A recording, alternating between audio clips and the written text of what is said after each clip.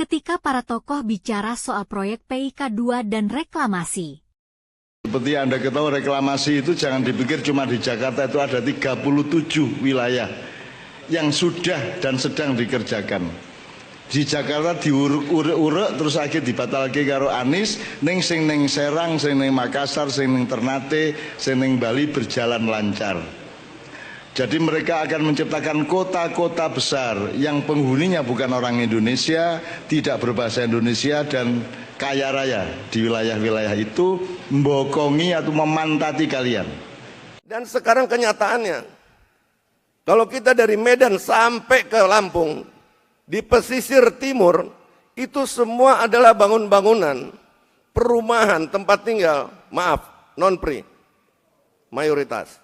Jawa bagian utara, mulai dari Merak, kita jalan, BSD, kita jalan lagi kemana-mana.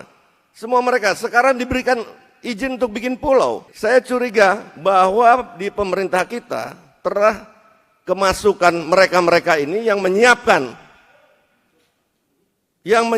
satu gerakan mengembalikan komunisme, karena kita ingat tahun 65 itu bukan komunis Rusia. Berarti PIK2 dibatalkan dari PSN atau gimana, Pak? PIK2 tidak pernah menjadi masuk. PSN. Yang menjadi PSN adalah ekoturism, ekopark ya. Coastal Line Eco. PIK2 masuk di dalamnya nggak sih, Pak? PIK2 tidak pernah jadi PSN.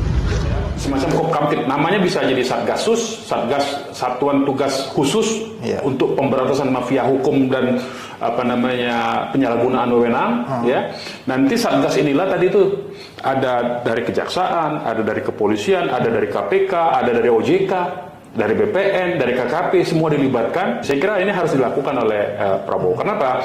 Karena ini bukan semata-mata karena ada persoalan dengan rakyat, tapi ini menyangkut kedaulatan negara. Kenapa tadi saya singgung ya?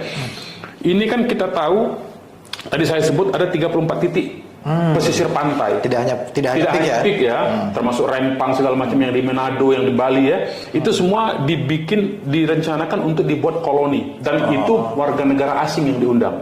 Nah, kalau sudah warga negara asing ya, artinya secara bisnis mereka ada di pesisir laut, mereka bisa berkomunikasi di antara mereka dengan gampang karena melewati laut, tidak melalui daratan ya.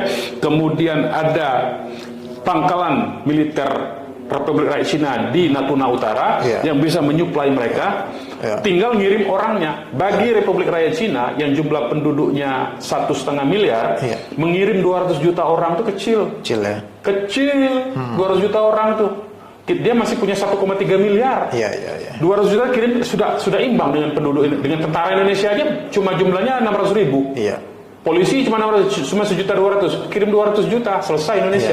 Nah, ini yang menurut saya Presiden Prabowo ini harus sensitif dia terhadap kedaulatan negara, kedaulatan hukum, dan mengantisipasi ancaman bahaya dari utara ini, Republik Rakyat Cina. Mereview dan mengendalikan semua PSN ini, kemudian melakukan penegakan hukum pidana terhadap semua pelanggaran hukumnya.